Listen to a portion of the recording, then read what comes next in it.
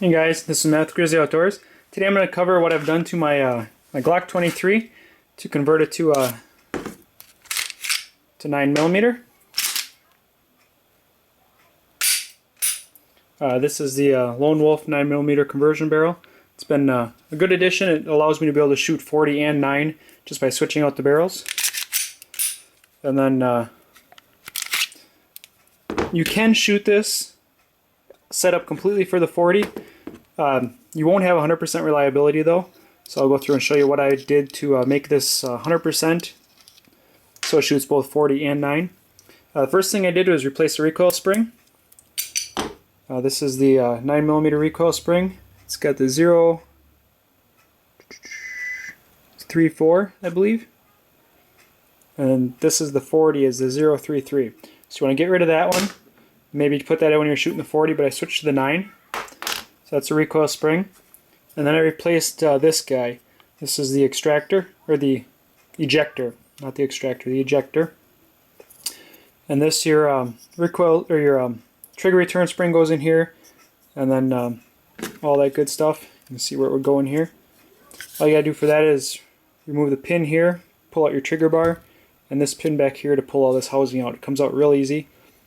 But the difference is, if you can see this 40 cal pointer here, 40 cal goes straight, so it catches the edge of the larger diameter 40, the rim.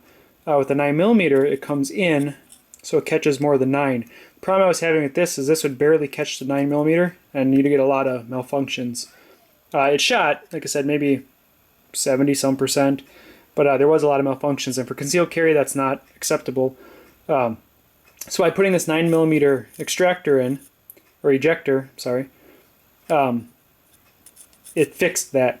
And I can also shoot 40 out of this. I've had no problems whatsoever with 40. It just bites more into the bullet on the 40 and ejects it out really well. This new ejector throws the 9mm casings really far, especially if you guys that have a 9mm, a Glock 19, the older ones, that doesn't have this new piece. This piece number is, looks like 30274. Go focus on that. There you go.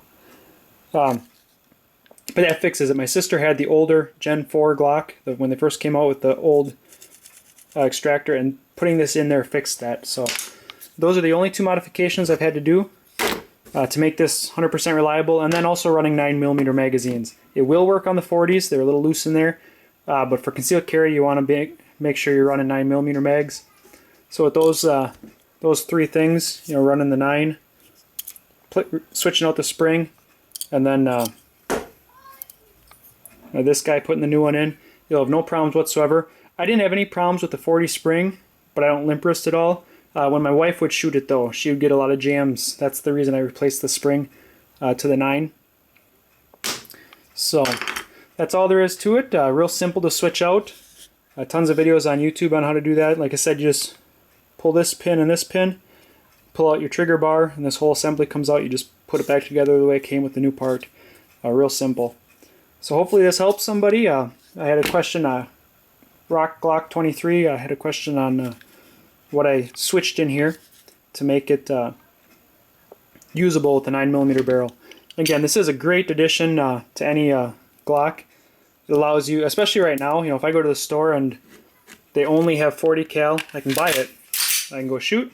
You know, if they have 9mm, I can buy the 9mm and shoot that. So it gives me both options, especially nowadays with the ammo shortages and stuff. But definitely glad I have it. So, alright guys, thanks for watching. If any other questions on the Glock, what I've done to it and stuff like that, just let me know. And I can always shoot another video. So, have a good afternoon, guys.